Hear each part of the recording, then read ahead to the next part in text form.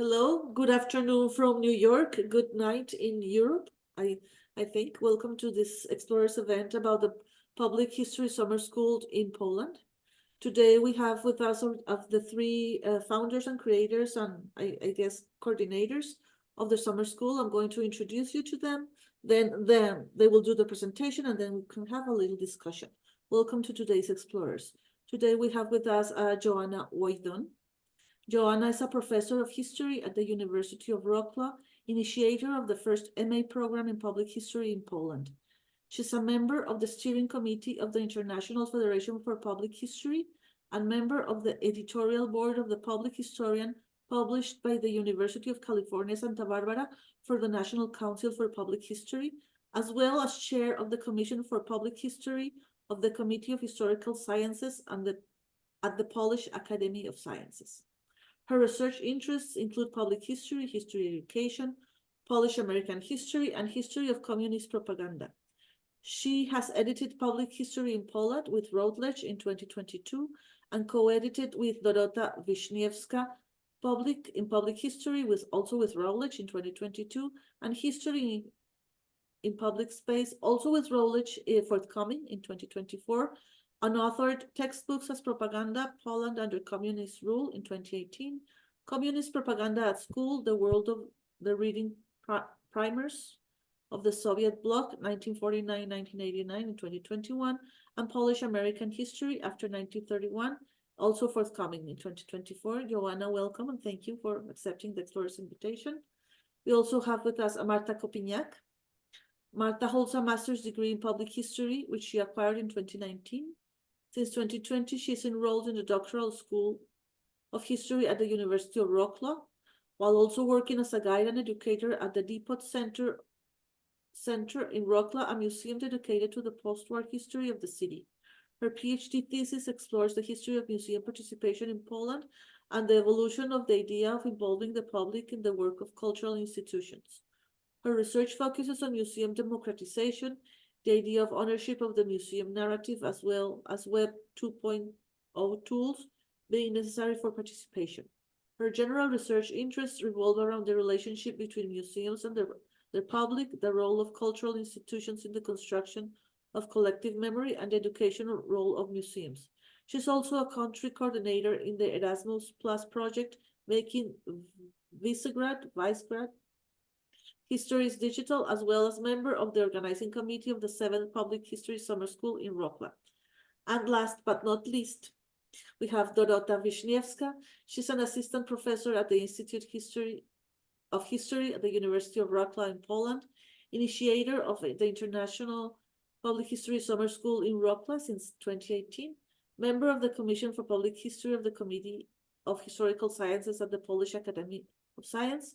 Her research concentrates on women history, history didactics, and public history. She is the co-editor with Joanna Wojdon of Public History with Routledge 2021 and History in Public Space also with Routledge 2024, which is forthcoming. Marta and Dorota, thank you very much for accepting their invitation and welcome. And the floor is all yours. Yeah.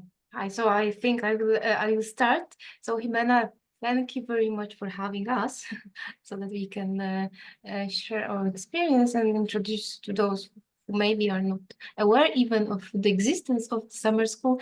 I'm not sure if I can share my screen, but I will try. Yes, can you see it? Yes. Yeah. Okay. Right. Perfect.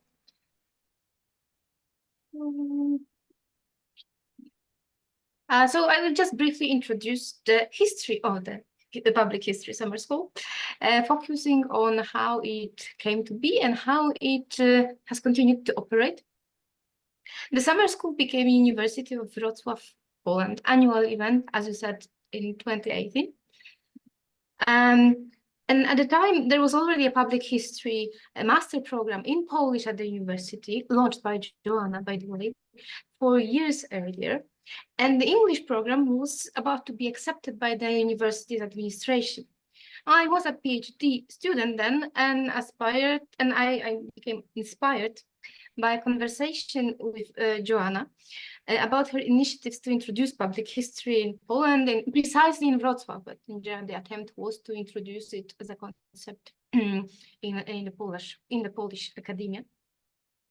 And talking with her, I came up with an idea of organizing a summer school, and we both agreed that it could be a useful tool for, on the one hand, for us to gauge the interest in public history, also improve teaching program, and on the other,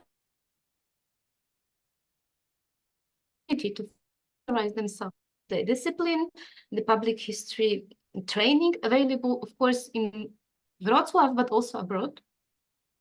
And as public history was an important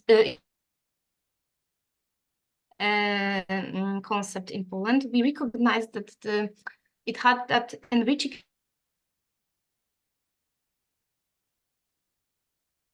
potential. Approach with the foreign one, of course, then it was basically American one. So by organizing the summer school, we aimed primarily to create that would the inclusion of different perspectives, different international perspectives. And here it is, how the first one was opened in 2018. Since then, we organized 6th edition, now 7th.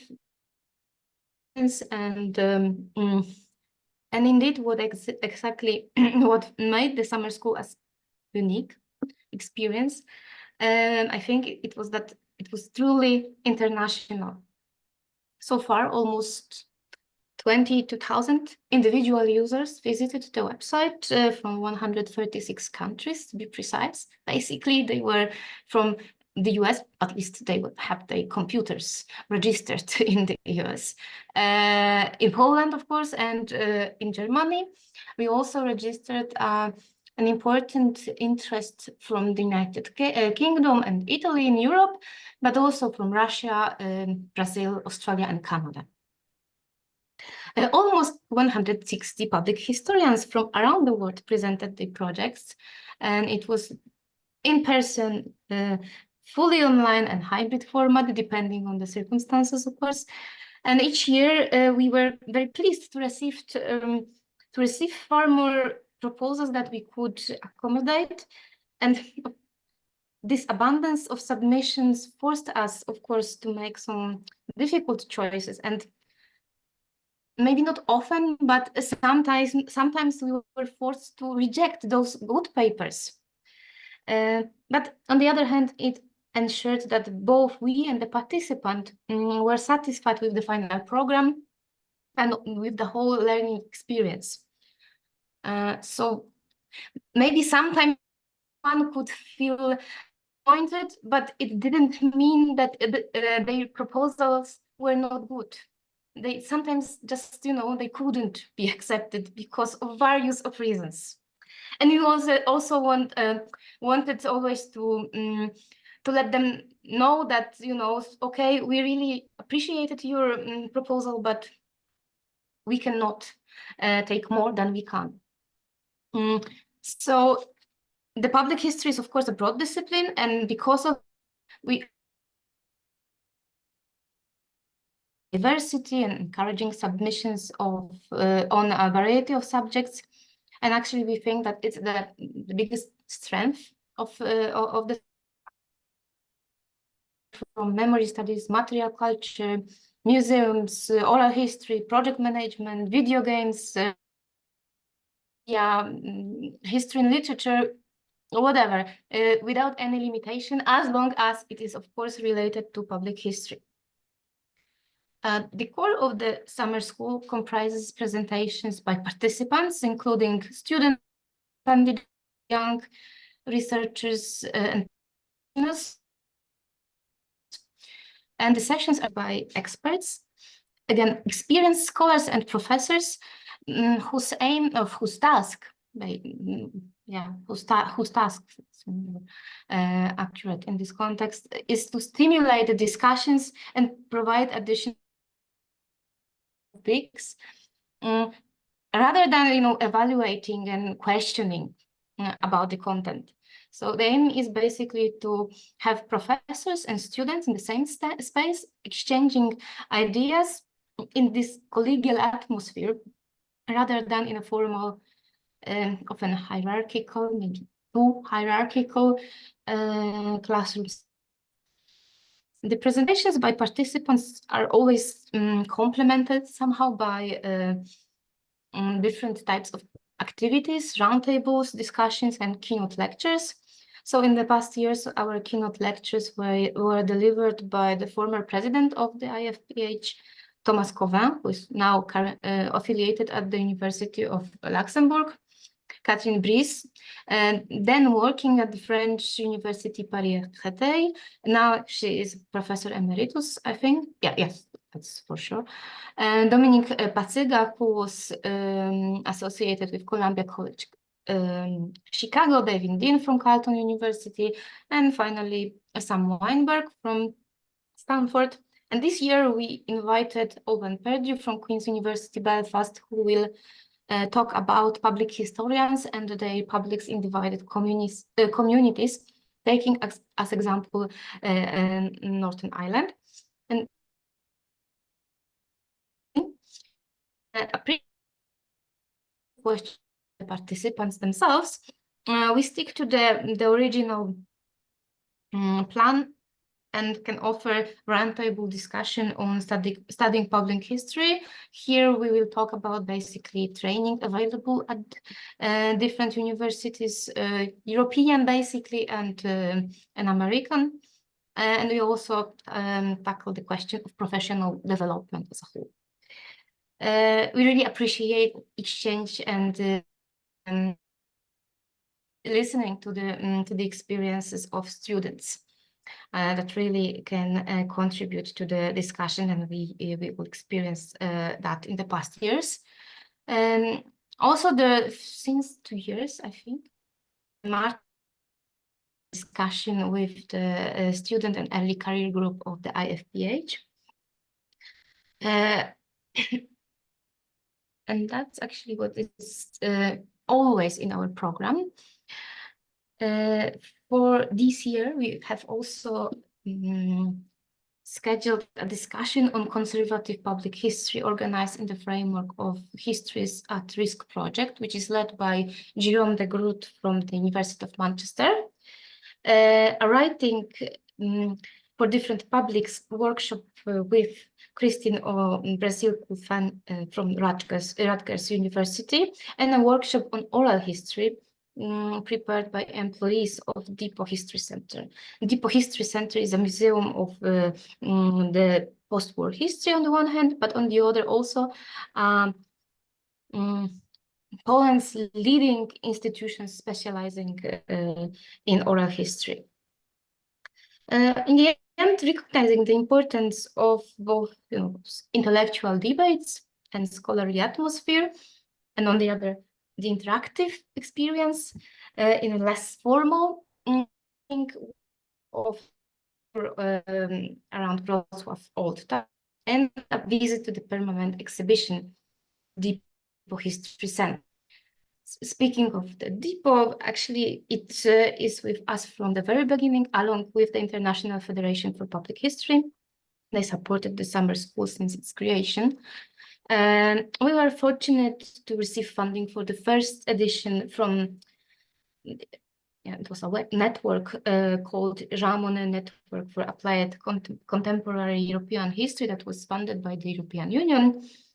The last 3 editions were supported by University of Luxembourg's Center for Contemporary and Digital History and the Polish National Agency for Academic Exchange.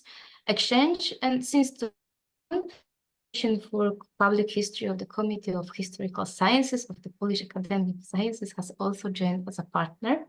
So all these institutions have long names. And finally, we have strongly we strongly relied on scientific committee that provided us with their invaluable support and assistance in the selection of in the process of paper selections, which sometimes was very difficult due to the number of the applications that we received, because at some point it was like 120. So it was a lot. So we really appreciate that we have also someone who is there and can offer some advice on that. So basically that's it. We are very hopeful the public history summer school will be as inspiring and enjoyable as the previous ones. But of course, that cannot happen without people passionate about public history and without their contributions. So please apply if you're interested, and also spread the word about the summer school if you know someone that can be interested. The call for papers is, and the application form can be found on our website. On the website, you will also find some more practical information and our email address. So in case you want to reach out. And now I will just pass the floor to Marta, who will offer some insights about the summer school experience from both perspective and currently a member of the organizing team. So please, floor is yours. Perfect. Thank you so much. I will just share my screen. But first make sure that the PowerPoint presentation is the right one. Yes, it is. Right. Here it is. Here it is.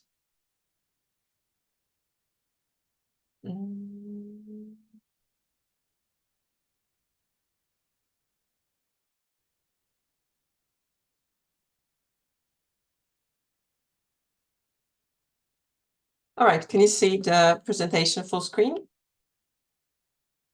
It's not full screen. Not full No. screen. Not full screen, okay.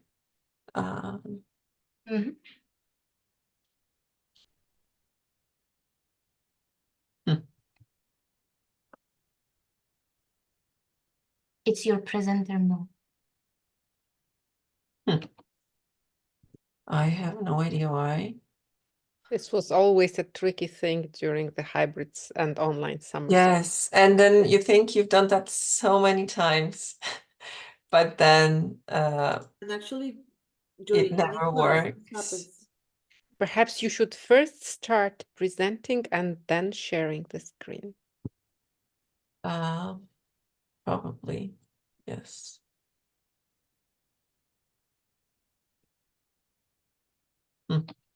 Yeah, but then I cannot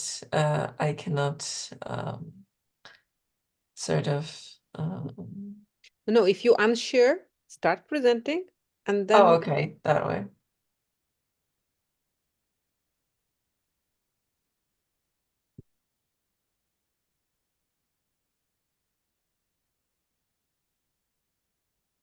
Yeah, because if I start presenting, then I cannot access the Zoom tabs or anything else. Which is strange. so because- maybe we can just look like see Yeah, I your think I will just scroll through the, maybe that's better because Or if it you will want to save send us. it to me. I think that's fine. If I just is that okay if I just move it like that? Perfect. Yes, that's perfect. So yes, I will talk about the participant and young researcher perspective, and I would also like to thank you, Mena, for inviting us and having us. So right now I am in the organizing committee, but for several of the past the summer schools, I was a participant, either with my own paper or in the capacity representing the student early career group of the IFPH. And so first a little look back into the past. This is me with, you can see who is me, who with the green arrow. And then there's also me in the corner right there, although I'm pixelated. right here. And then that's also me. As you can see, I grew my hair. And then there's also me last year presenting during a panel for this student and early career group. And I think because of the fact that I have attended, I don't think all of them, but almost all of the summer schools, I have a good grasp on what it is to attend as a young scholar and a participant, and can talk a little bit about my experience, but also how the general experience can be for this type of an event. And how a young public historian, as seen by an AI image generator right here, what can you experience during the summer school if you are such young public historian? Well, first, there is your own contribution and your own paper or your own presentation. And I would say this is probably the main focus, of course, of everybody going to a conference or a summer school, that it is your own paper, your own scholarship that you are growing and broadening. That is your main goal, that you write an abstract, submit it, and wait for a reply, thinking about what you're going to present, how are you going to present it, how is it going to be received. And presenting as you go, it builds confidence in your work. It builds confidence that what you're doing is important, not only for you, but also for other people, because it's a contribution to the academic life as a whole and to the research world, that you're, making a step forward in your field, building on people who have come before you, and providing more things to build on for the people that come after you. And this perspective that you are part of something bigger, of academia, of this world of scholarship and research, is really important, I would say, for young researchers, young scholars, and young public historians specifically, in this case, because for public history, from the perspective of Poland, it can seem a little bit isolated, as in, you can talk about these little pieces that form the image of public history, but although the term or the field is becoming more and more popular, people associate with being public historians more and more, it is still not as widely recognized as in the US or the United Kingdom. So it is really nice to see and build confidence in your work within the framework of public history with people who have a similar framework or of reference. And then after you present, from my perspective, one of the most important things is building your argument constructing skills. After you present your paper, there are always questions, and you have to practice and learn how to answer in a coherent way and a calm manner in the moment, right there when people are asking questions, often very complex questions, to which there are no easy answers, or to which you might not have answers, or to which there might not ever be answers. And being part of that, scholarly, exchange or discussion is really important to then build on all the discussions that you've had, and really think about how people have viewed your research, what you have got out of it, and then how do you view other people's research? Because other people's papers, I would say, are equally as important as your own, because you then learn how to be on the other side, how to question people, or not question, but how to ask questions, how to ask relevant questions. So they are not comments rather than questions, which is something that always happens during conferences. But I think, providing answers to questions is as important as the ability to ask relevant questions.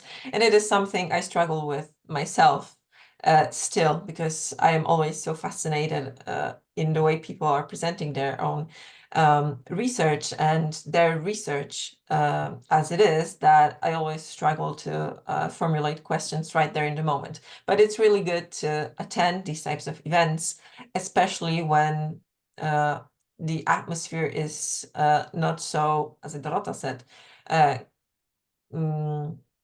hierarchical, and it's more relaxed, so that you can have more of a conversation rather than like a strict Q&A sessions. But then other people's papers within the Public History Summer School in Wrocław are also really interesting because of the variety of topics that are always represented, which is also something Dorota talked about, is that, and this is something I always cherish, and there is always something so interesting and something I have never heard about, because it can really broaden your horizons into what other approaches to your own topic or your own field or a similar topic are there. Especially with the variety of digital tools that we have now, which can be overwhelming. But when you see people actually using those digital tools, for example, it can really normalize using them and make it easier to actually think about your research within that framework. And then the topics and fields that are always represented they're countless, as Dorota showed in her presentation. And the conversations that come out of those different aspects of public history, always present within the summer school, lead me to the last part of my presentation today, which is networking. And I cannot stress enough how important it is that you attend as a young scholar not only all the big professional conferences that have people from all levels of academic career, but also the ones geared especially towards young researchers, young scholars, young public historians, because then you are not confronted with a room of highly accomplished people who you might, feel a lot of respect towards and really don't feel like you can question them on their work. But when you are among your peers and people at roughly the same career stage, that is something totally different. Not only you get to ask questions that you might not have asked a tenured professor, but you can during panels, but you also can start creating a network of people outside of the formal space of academia, and actually find friends or colleagues who you can collaborate with later on, which is maybe easier because you are at a similar career stage, and you can that's hopefully what will happen for me as well. You can collaborate for a longer periods of time, because you will be moving forward at a similar, if not the same, but similar pace in your career. And then to close my part, one of the most important things to get to know during networking is to get to know the reality of academic life. The importance of conferences, the possibilities for funding that are there in the academic world, which are different and varied when it comes to countries, continents that you are based in, but also possibilities for publication, possibilities for, you know, academic exchange. All of that is this reality of academic life, which can be hard to access, especially if you don't have a background of, you know, family or a wide network of friends already. That might be difficult to access on your own or understand on your own. And I think attending the public history summer school in the past have really, really helped me. And I can say for myself that I have met people who I collaborate with closely right now during the public history summer school, and that I know I will collaborate with in the future, because the networking just worked in this atmosphere and in this environment and in this safe space. And that is my part done. Thank you so much. And I will give the floor over to Professor Wojta.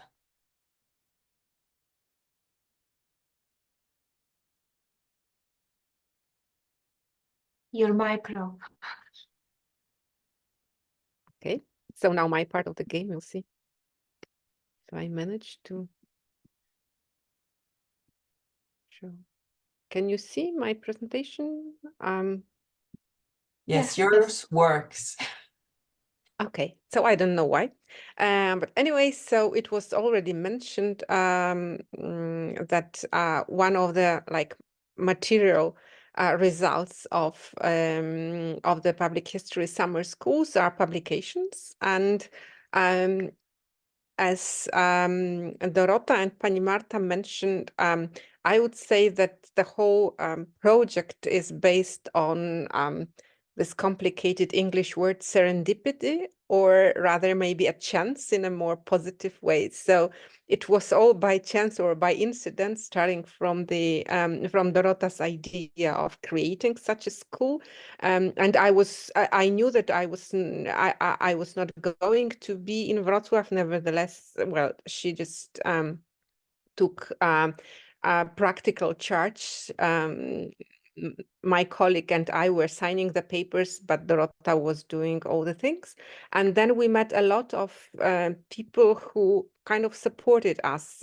As Dorota mentioned, various founders who thought that, oh, it's worth investing money, and even our own university, starting from rector and dean, and then the director of our institute. And then we were approached all of a sudden by Christine Obrazil-Kulfen, who was already mentioned, and she was just launching the series on global perspectives on public history. And she said that, well, she found out that we are doing something international in scope, so maybe we would be interested in publishing something in the series. And so that's how our first book came into being. And as you can see here, so you can find both experienced researcher in this table of contents and the early career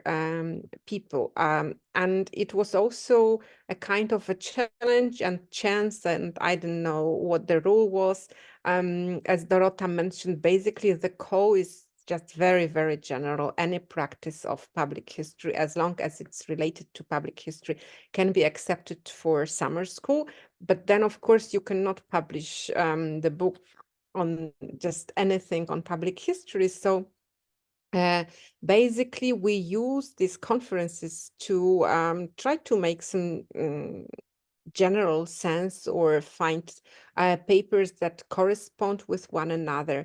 And it's, again, nothing formal. It's more like, taking chances and trying to make some general sense of what is what is being presented, which also gives us as editors a kind of freedom of, not promising anything to anyone. So there were some good papers that were not included because they did not fit into this main theme. On the other hand, we also invited some people who were not in the summer school, but altogether, I think it somehow worked. Here is today's report from Google Scholar. There are also citations of the whole book, but I wanted to show also the individual papers that were cited. Since it's Google Scholar, some of them are just divided into or regarded as two separate papers, but the book lives its own life. It received quite positive reviews in both International Public History and the Public Historian. And last year we submitted another proposal, and now it's accepted. And I think I'm not revealing any big secret. Just before this meeting, we got an email from Routledge that this book is sent to production. So I guess in a couple of days we will know the exact publication date. So again, you can see the authors who were participating in the summer schools, because in fact those papers come from different editions, and some people who were not there but still contributed to this, let's say, second post-summer school volume. This time we decided to focus on history in public space, which is a non-literal translation of public history into the Polish language. And we tried to reflect on how public space works in connection to public history. At this moment, probably I should also thank the contributors for their patience, because the whole process of collecting, submitting, editing, etc., took much longer than expected. But it's also like it corresponds with the flow of the public history summer school, that it goes up and down and around, and there is this atmosphere of chance rather than strict rigor. But nevertheless, as you can see, I think it also helps building careers of young scholars, and not only young scholars. And I think from the perspective of not such a young scholar, I could say that I also learned really a lot from those summer schools, from the presentations, and this idea of combining the summer school, things that are usually associated, like workshops, like lectures, like visits, etc., with this conference format, when young scholars have a chance to present their own findings, and when there is really like room for discussion. It's really benefiting. I'm not sure what they think about the process of developing the book when they again receive like feedback and peer reviews and a lot of comments that they need to take into consideration, and sometimes a very strict tasks that you need to focus on public space or on public. Do not present what you want, but what we want to fit in the book. But in the end, we have these two products, and I hope it's not our last word. But we'll see, because we did not have any like precise ideas before the summer schools what the volumes would be about. It was rather kind of spying and listening to the presentations. And maybe just to finish, if you don't want to the participants, we don't force them to, of course, to submit papers to those edited volumes. There are also plenty of other opportunities, and here are just some of them. So International Public History, which is the journal of International Federation for Public History, published by De Gruyter, which has just merged with Brill. So now it will be like two publishing houses merged together. There is the Public Historian, which has already been mentioned. I'm not exactly sure what's the status now of Public History Weekly, but it was a really good opportunity for publishing small pieces, and probably there will be more as the field is really expanding and growing. So I will stop at this point with this hope that we'll also develop this publishing scheme or schemes. Thank you. Well, thank you very much to Dorota, Marta, and Joanna for this presentation about the public summer, yeah, public history summer school. Dorota, your presentation was a little bit, it cut off at some points a little bit in my end. So I want to ask you, I know you mentioned that the public that the summer school one of the main objectives was to make it like international. That's what like one of the ideas that it like came to be. But in that sense, why did you choose this format? Why not just like a normal conference or being part of a class or a guest speaker, part of the masters? Why the format of intense summer school? Because actually I attended both the conferences and summer schools, and actually I found that the atmosphere is much more relaxed. Actually, as Marta has said, that you know, it is something different, less serious. In practice, it's actually the same or even better, but you know, it is somehow in your perception that it is more relaxed. It's summer school, so you know, you come with a different approach already, right? So it is actually the reason why, and actually our audience, our public was young people. So how could we persuade someone to get interested in our program and in public history in general when you start with conference, right? So it should be for many groups of young scholars, but on the other hand, also intermingling with those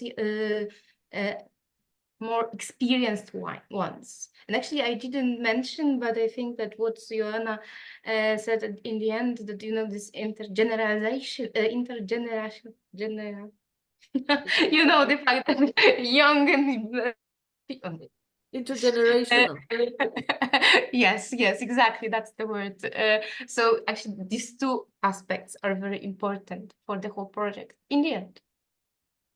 Yes, I also agree. I also think what Marta was saying, like what all young scholars are like exposed to when they go to present a conference.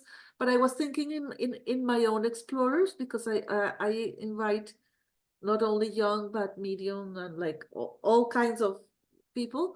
And what I tell them all the time is that I don't want scholarly or academic conversations.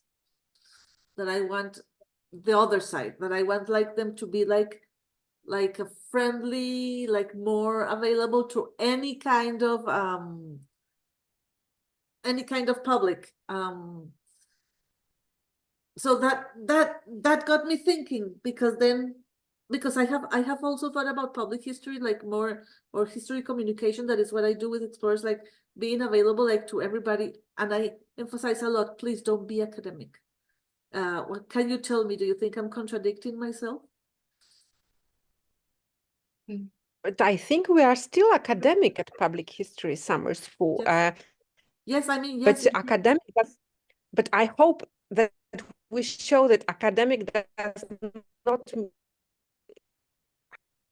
You are mean like top down, and that, you know, these young scholars that have to be taught. But it's a kind of a dialogue, and a sincere dialogue between, well, and it's not even that it's between the young and the old. It's kind of combined. So I think it shows of history that it's both practice and reflection on the practice. And yeah. Yeah, I think it's important. And also you mentioned something that really caught my attention for this edition of the summer school is the one of the guest speakers is Alden Purdue, that she's going to talk about like divided divided societies. Can you elaborate or tell us a little bit more? Like, what does it mean, public history in divided societies? So she actually is taking her own home example, Northern Ireland, that were divided in the history is quite complicated and has its consequences because of the civil wars Oh, and okay. all those conflicts in the 20th century. And actually, Kathleen White is also writing about some aspects of this divided community in Ireland in the first and the second book, both in public history in public space. She elaborates on try to find how to engage with those communities whose memories are different, sometimes conflicting. There are many emotions involved. So she will talk about and reflect about the public historian's perspective, which is quite new because so far we were more focused on those publics, on methods, etc. But here we will see a different side of the story. Oh, okay. Hopefully, because it is just abstract. No, I understand that. Like divided, you meant like polarized, like two opposite positions, like when you were saying like the memories are so different. And now I understand how the conservative public history with Jerome de Groot comes into place there, which also reminds me about again, I guess Joanna already has heard me said this many times, but which already reminds me about, for example, about Latin America and how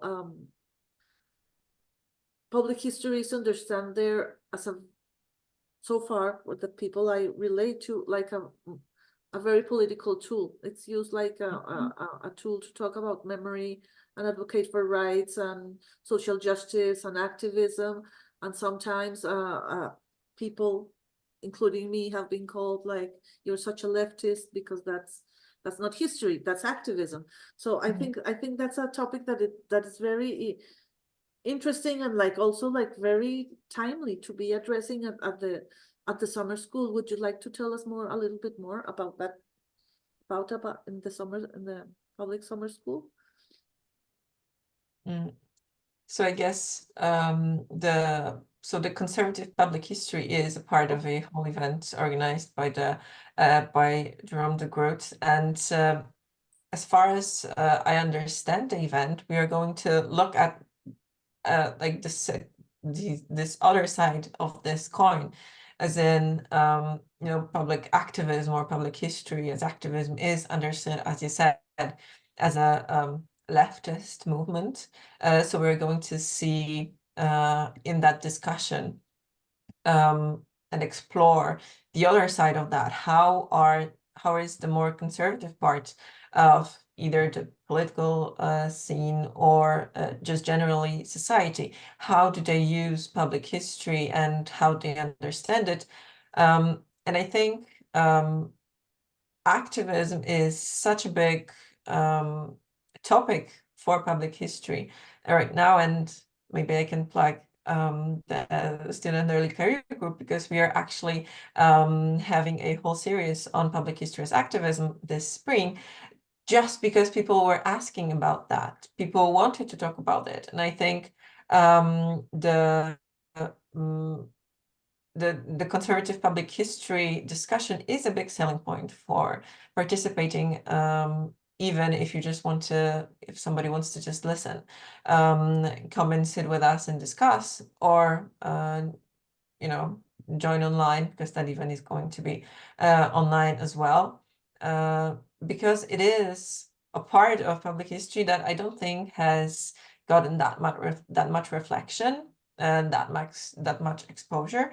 And I think it is really important to look at that and talk and discuss, just as Professor Voidan said, in a maybe relaxed but also genuine way, so that we don't get polarized as well. If I may add two things here, one conceptual and one pragmatic. So the conceptual one about public history, conservative public history, liberal, progressive, or whatever. Usually in our discussions on public history, we think, oh, that's about like positive change, bottom-up perspective, etc. While there is the whole area of, dark public history, let's say, or not so good public history.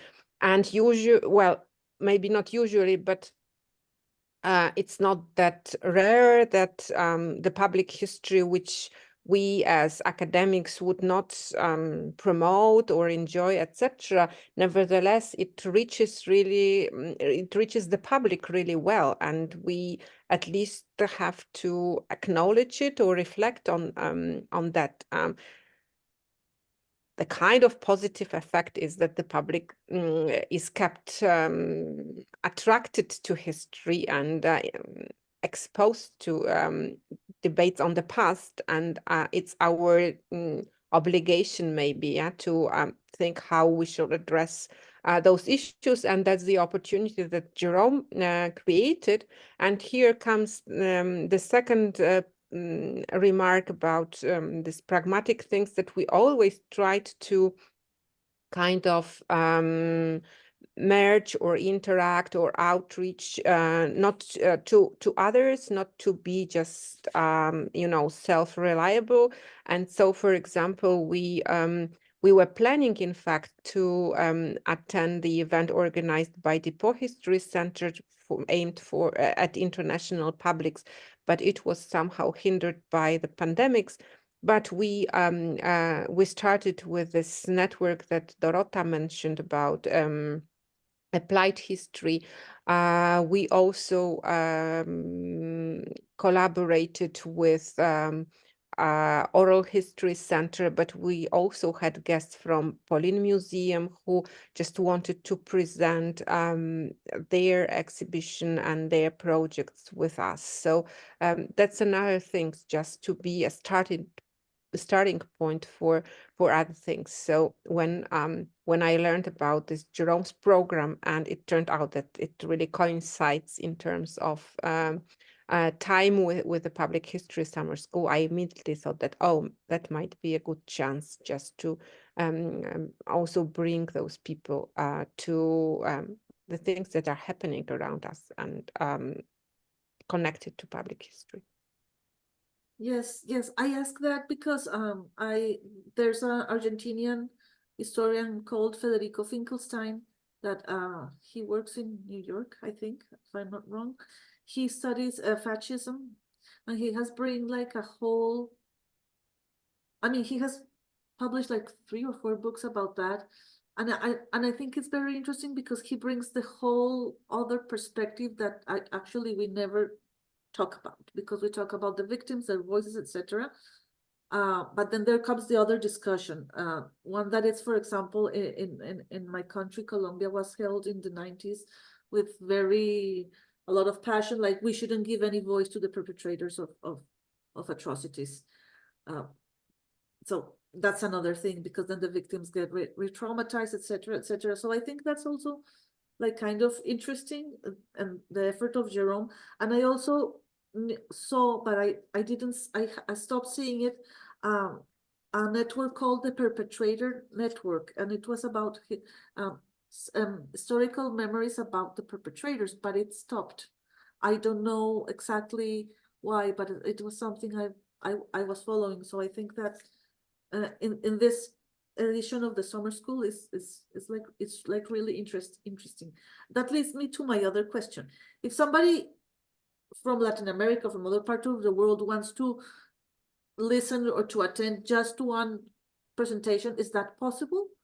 Or is there a fee to pay, or how could that happen? So No. there is Please go ahead. Yes. no, so there is always the online stream, and this year we are going to stream it as well. Details on access to that stream are going to be posted in May, I think. But it will be possible. It won't be behind a paywall, not at all. So we can look at our website or social media on Facebook, Public History in Wrocław. And if anybody is interested, you can just wait a little bit more, and then you will be able to hear everything that we say and talk about during the live stream. Oh, okay. That's very And good. maybe I shall add that we never charged fees just for participation. Yeah. The only thing we did, we sometimes collected money for like accommodation and meals, but it was done on purely voluntary basis because we were then able to secure a better rates with the university or with restaurants. But it was more like, you know, us managing the participants' funds and not any like conference fund. On the contrary, thanks to the grants, sometimes we were even able to pay some kind of scholarships to the participants. But since there was no new call for this program, we will not be able to do it this year, but definitely we are going to stay with this no fee policy.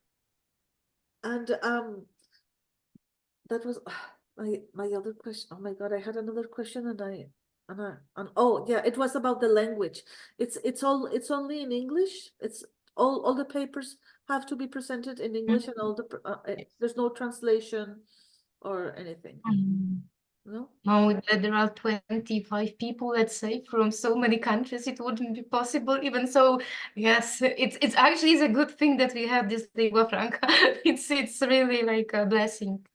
Yes. But on the other hand, those who are not sure about their English but still can communicate, please do not like postpone your participation until you have, you know, Cambridge Proficiency Certificate. It's really, I think it's the experience of all of us that the first conference, it's like the big thing. But as long as you understand the questions, it's fine, and you will be able to cope. So don't feel discouraged that your English is not perfect. And I have a last question. I know the books. I've seen the books that you have published so far in the series. But is there any plan or any I don't know, project to make, for example, a podcast or a TED Talk or some like short clips to circulate around media or something else to promote the results of the papers of the summer school? We were always using Facebook and Twitter, and it depended on the participants. Maybe Dorota, you say more because you started with, well, Twitter. It was then, now it's X. Yes, actually, didn't hear anything said. Oh, you want me to repeat the question?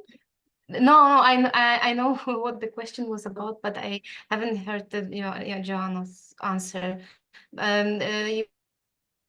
Social media.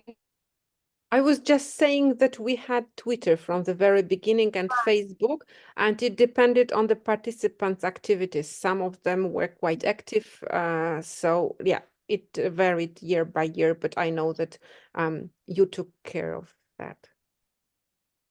Yes, that's true. That maybe we were not as active as we should have been, but actually it was. It was at the beginning. It was in the beginning. It was published on their own accounts, sharing their account. But actually, it was better first year than the following years. So because there were so many initiatives afterwards that somehow it was somewhere lost in the ocean. I had that impression. Maybe we should put more effort. Administrating social media. I don't know, probably. Then about the output, we published some papers on our website 2020, so that everyone could hear if wanted, but there were like 3-4 views So we didn't see the point to pay for space to publish. They were heavy, and statistics has shown that there was not so much interest. There were more people interested in joining hybrid sessions and watching real streaming than watching afterwards, which is actually quite maybe normal, not but natural nowadays, that we have so many links and podcasts to watch, but after we don't do that because there is no time to do everything. Yes, I get that. People registered, please come visit, come and listen and yes, get involved, etc. And we actually like the format. And we heard people feel more comfortable. And we had the impression that they felt more comfortable sharing their etc. And Okay. maybe one more remark, that if you register and you are online, it's not only broadcast, but it's always public. So there is always an opportunity to ask question and comment, etc. You are always on big screen. So it's not that, it's not YouTube. It's really we usually use Zoom, so you can really be part of the event. Even a person that is just listening can ask questions. Yes. Just the audience. Yes. Just like, I don't know, someone is, I don't know, in the middle of nowhere and just joins Yes, the people stream. register. Yeah, so it's not that we publish openly the link, but people register, and once they are registered, they can join, and they can ask a Okay. comment, etc. Okay, that's very good to know. I don't know if any of you have any remarks or any things that you want to emphasize before closing the session about the summer school. Besides that, please apply and go and take a look at the books. They are really good. I recommend them. I have seen them. Maybe one thing that I've learned from the summer school and generally from international exchange on public history, that it usually shows you that you are not alone in this world with your research, and that even if you think that you are doing something very small and very local, it turns out that there are people at the other end of the world who are doing also something very small and very local, but somehow it's similar and can be inspiring, and you can exchange the views and both benefit from it. So please come and see and feel it. Until March 15, it's open, right? This year, until March Yes. 15. So that people that see us have that date in mind and they find all the information to apply on the website. Yes. Okay. Okay, Marta, would you like to add something as a final remark? Just that, yes, don't be afraid. Just as you said, Jimena, don't think that you are not qualified, or maybe, as Professor Voyden said, or maybe your project is too small. Nothing is too small and nobody is not qualified. We can all learn and grow our scholarship together at the Public History Summer School. Yes, Dorota, do you have any suggestion for participants? Encouragement, Yes. motivations? Yes, I think I came up with a very important one. You will have fun and you will just admire, which is so. Please, in the end, that will be a benefit. Yes, so I just have to thank you for accepting this invitation of the Explorers. Our next Explorers is going to be in Spanish next Monday. It's about a network created in Venezuela about LGBTQIA rights, the first one in Venezuela. So if you're interested, that's my invitation. And we're all going to be waiting for the broadcast and be very aware of the changes in the website of the summer school, so everybody can see. I wish you the best of luck, and thank you very much for accepting this. Thank you. Thank you. Thank you.